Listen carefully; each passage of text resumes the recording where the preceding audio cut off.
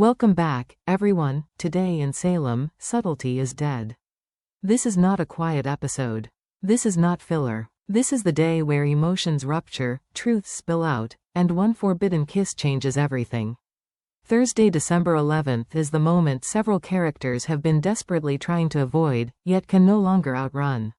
So buckle up, because we begin with the storyline that hits the heart the hardest. When Xander steps into Marlena's office today, he looks like the same old Xander, broad shoulders, tight jaw, eyes narrowed as if he's preparing for a fight. But Marlena instantly senses it. Something is different. Today, the wall he always hides behind is already cracked. Xander sits down heavily, unable to keep up the usual sarcastic performance. There's a tension in his breathing, a tremor in his voice he keeps trying, and failing, to steady. Marlena simply waits. No pressure, no challenge, just calm, quiet patience. And eventually, the silence becomes unbearable for him. He starts talking. At first, it's the surface-level stuff. The divorce papers Sarah filed, the argument he had last night, the stress of co-parenting. But then something shifts. His voice breaks, just slightly, and suddenly the truth spills out faster than he can stop it. Xander admits that his daughter flinches now when he raises his voice. He admits that he's terrified of becoming the version of himself he fought so hard to leave behind. He admits that every day feels like a test he's failing again and again. This isn't the tough guy Salem knows. This is a man stripped to vulnerability, staring at the pieces of his own life like he doesn't recognize them. Marlena leans in, not to confront him, but to guide him. "You're hurting," she says gently. "You're not angry at Sarah. You're angry at yourself, because you believe you ruined everything." The words hit him harder than any punch he's ever taken. His eyes shift, filled with a pain he doesn't dare show anyone else. For one moment, Xander is no longer the fighter, the villain, the redeemed anti-hero. He is simply a man, frightened, grieving, desperate for a second chance. But the cruel twist? This breakthrough happens at the exact moment his world outside is collapsing even faster. Because while Xander is finally cracking open his heart in therapy, someone else is about to break it. And this time, the damage may be permanent. Across town, heartbreak is pulling two people together who should be miles apart. Brady is unraveling, not slowly, but rapidly. Rachel's breakdown at Bayview has gutted him in ways he never expected. He's lost sleep, lost hope, and today, he feels like he's losing his daughter entirely. Sarah, meanwhile, is trying to hold herself together as her marriage falls apart. Signing divorce papers didn't end the pain, it intensified it. Every memory with Xander feels sharper now, cutting her from the inside. Two people, both grieving. Two people, both hollowed out. Two people, both desperate for something, anything, that doesn't hurt. When Sarah and Brady talk today, it's not flirtation. It's survival. Sarah confesses that she feels like a failure, like she couldn't fix her family. Brady confesses he's terrified Rachel won't come back to him. And in that moment, they become mirrors for each other. Two parents, two hearts, two souls breaking in the exact same place. Their voices soften. Their breathing slows. The room grows smaller. What begins as comfort becomes something deeper, a warmth neither of them has felt in weeks. A connection born not out of passion, but out of shared wounds. Their hands brush. Their eyes lock. And without thinking, without planning, without preparing, they kiss. A soft kiss at first. A hesitant one. But one filled with the emotional weight they've both been carrying alone. This is not a romantic beginning. This is an escape. A momentary refuge where two people who are drowning finally find air, even if just for a second. But the danger is enormous. Because Xander is fragile today. More fragile than he has ever been. If he sees this kiss, the man he fears becoming, the version of himself he confessed to Marlena, he may become that man again. And when Xander loses control, Salem shakes. While other storylines ignite with passion and heartbreak, Johnny and Chanel wake up into a nightmare that feels increasingly real. The DiMera kidnappings, once shocking, are now terrifyingly consistent.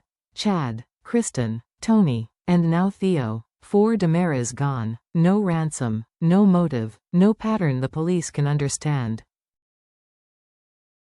Salem isn't dealing with random chaos. Someone is hunting, and that changes everything for Johnny and Chanel. Their home, once peaceful, romantic, private, is now filled with uniformed police pacing the halls. Federal agents watching the windows. Security teams stationed outside their bedroom door. Every conversation is overheard. Every movement is questioned. Every moment feels like a countdown to something worse. Johnny, frustrated and filled with DiMera pride, hates the confinement. He hates the restrictions. He hates feeling powerless. This isn't a life, he says. This is a cage. Meanwhile, Chanel's fear is quieter, but deeper. She's watched the DiMera family pulled apart, one by one. She knows danger isn't hypothetical, it's already inside their world. Her voice trembles when she asks the question no one wants to say aloud. If someone is collecting DiMeras, are we next? This moment marks a shift in their marriage, not a fracture, but a pressure that's pushing them into survival mode. Johnny wants to fight the threat. Chanel wants to flee from it. And that difference creates a tension that neither of them knows how to navigate. Their love isn't fading, but fear is tightening its grip around them. And the truth is chilling. The threat is already closer than they think. While Salem is spiraling under the weight of the DiMera kidnappings, a very different kind of storm brews around Gabby. A personal one, a painful one, and one she never saw coming. Someone close to her, maybe Theo, maybe Stefan, maybe even a longtime ally, looks her in the eyes today and asks the question she fears the most. Gabby, are you involved in this? It's quiet, it's subtle, but it's a dagger straight to the heart.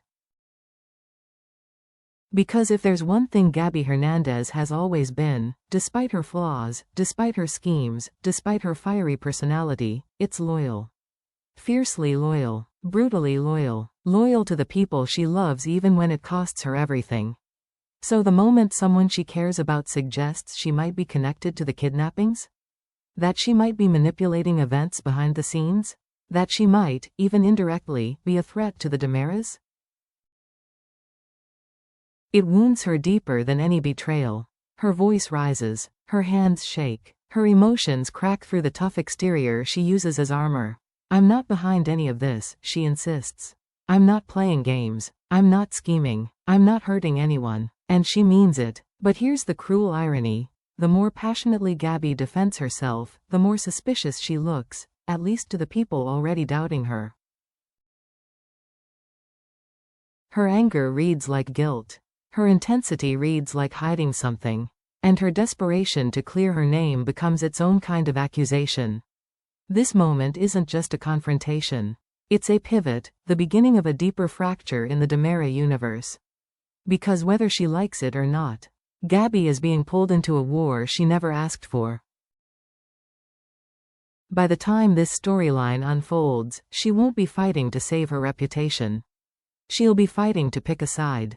And the terrifying possibility? When the dust settles, the DiMeras may decide that Gabby Hernandez doesn't belong with them at all. As emotions explode elsewhere in Salem, Rafe and Jada finally begin connecting the dots of a case that has been spiraling far beyond anyone's expectations.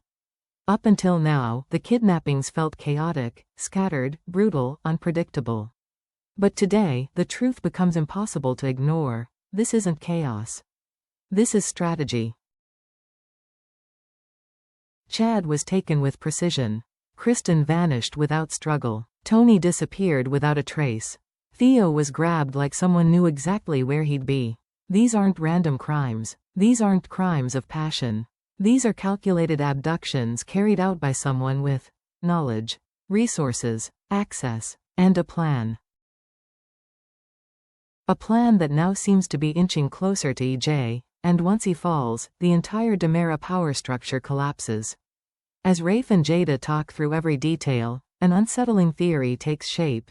This might not be a new villain at all, but one they've faced before.